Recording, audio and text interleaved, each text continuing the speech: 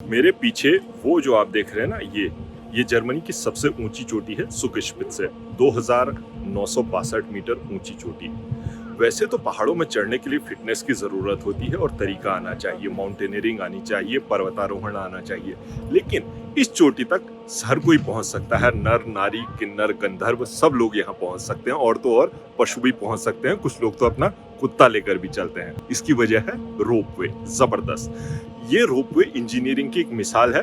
आपको मैं ऊपर तक अपने साथ लेके चलता हूँ, चोटी तक, ऊपर नहीं, वो वाला ऊपर नहीं, चोटी वाला ऊपर, वहां तक लेके चलता हूँ। तो चलिए ये यात्रा शुरू करते हैं और ऊपर बताएंगे कि वहां से नजारा कैसा दिखता है। वीडियो के आखिर में मैं आपको बताऊंगा कि यहाँ तक अगर आपको आना हो तो कैसे पहुंचे, क्या कॉस्ट लगती है, किस तरह से आप यहाँ तक पहुंच सकते हैं। तो चलिए शुरू करते हैं।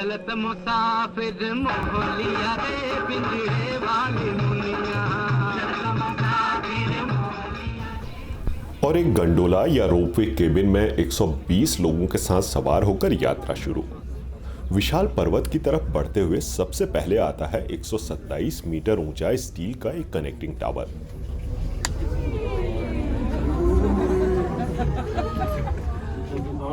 ये दुनिया में सबसे ऊंचा रोपवे टावर है। टावर पार करने के बाद 10.6 मीटर पर सेकंड की रफ्तार से आगे। अब अगले 3213 मीटर तक कोई सपोर्टिंग टावर नहीं है। बिना सपोर्ट के इतनी लंबी दूरी पार करने वाला ऐसा रोपवे दुनिया में और कहीं नहीं है। इसके टोटल 4 सपोर्टिंग तार हैं। हर तार का वजन 150 टन है। इसके अलावा एक हॉलिंग केबल है।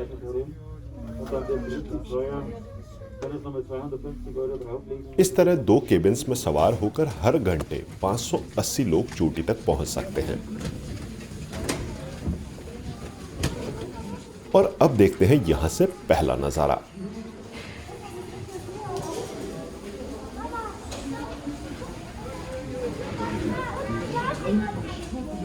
ये यात्रा कितनी लंबी रही वो तो मैंने आपको बताया, कितनी दूर रही इसका अंदाजा आप इससे लगा सकते हैं। वो जो आप नीचे देख रहे हैं ना, ये देखिए, इस जगह से हमने शुरू किया था, जहां पर मेरी अंगुली है वहां पर वो कार पार्किंग है जहां से हमने शुरू किया था, और इस रोपवे के जरिए हम लोग यहाँ तक पहुंचे। सुकिशपित्जे का जो सबसे ऊंचा पॉइंट है वो ये है, जिसे समिट कहा जाता है। वो ये पीछे, ये जो आप देख रहे हैं, ये पीछे वो समिट है। यहाँ तक का बहुत सारे लोग पर्वतारोही वो ऊपर चढ़ के आते हैं, पर्वतारोहण करके आते हैं, और अभी ये किया जा सकता है। इस रोपवे की एक खास बात ये है कि ये आमतौर पर साल में 12 महीने लगातार फंक्शनल रहता है। कुछ समय जब मौसम खराब हो और हवा 80 किलोमीटर प्रति घंटे के आसपास चले, तब इसे सुरक्षा कारणों के कारण बंद करना पड़ता है। यहाँ पर मैं आपको पहाड़ों के बारे में कुछ बताना चाहता हूँ। आप लोग अक्सर सोचते होंगे कि भारत में भी हम जब पहाड़ों की तरफ जाते हैं तो पहले धीरे धीरे हल्की हल्की चढ़ाई शुरू होती है। प्लेन के इलाके को आमतौर पर तराई कहा जाता है, उसके ऊपर हल्की हल्की चढ़ाई वाले इलाके को भाबर कहा जाता है, और भाबर के ऊपर फिर छोटे छोटे पहाड़ शुरू होते हैं, उनकी श्रृंखला शुरू होती है।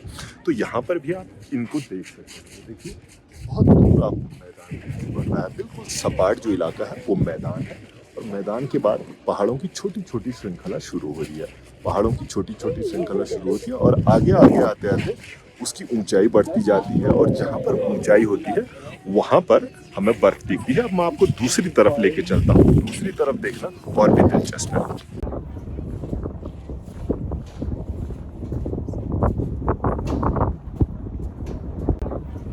और जहां तक नजर जाए वहां तक बर्फ से ढके पहाड़। मौसम साफ हो तो सुकिशपित्जे से आप आल्प्स की तमाम ऊंची चोटियां देख सकते हैं। यहां से जर्मनी, ऑस्ट्रिया, इटली और स्विट्जरलैंड के पहाड़ साफ दिखाई पड़ते हैं। गूगल मैप्स से आप इन देशों की लोकेशन का भी अंदाजा लगा सकते हैं।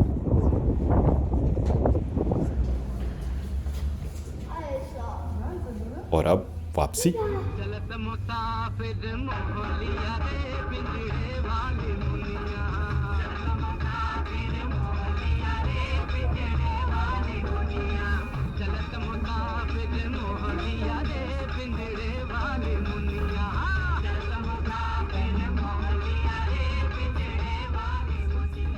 और अब बात करते हैं कि यहाँ तक पहुँचा कैसे जाए। यहाँ आने के लिए सबसे करीबी जो एयरपोर्ट है वो है म्यूनिख। म्यूनिख तक आप पहुँचिए और म्यूनिख से आइब्जे की तरफ आपको चलना है। आइब्जे पहुँचने के बाद म्यूनिख से आप यहाँ तक ट्रेन से आ सकते हैं, यहाँ तक आप रेंटल कार से आ सकते हैं और पब्लिक ट्रांसपोर्ट से भी आप यहाँ तक आराम से पहुँच सकते हैं। आइब्जे पहुँचने के बाद यहाँ पर ये रोपवे शुरू होता है, रोपवे फैसिलिटी शुरू होती है और इसका टिकट एक आदमी के लिए आने और जाने का है 60 यूरो। तो दोस्तों, आपको ये वीडियो कैसा लगा कमेंट करके ज़रूर बताइए अपनी राय। अगर आपको ये जानकारी अच्छी लगी तो इसे ज़्यादा से ज़्यादा लोगों के साथ शेयर कीजिए और अगर अभी तक आपने पिन एंड पोस्ट को सब्सक्राइब नहीं किया है तो कर डालिए। अब तो हम शुक्र से भी लौट आए हैं। अगले वीडियो में एक और इंटरेस्टिंग टॉपिक के साथ आप लोगों से फिर होगी मुलाकात। नमस्कार।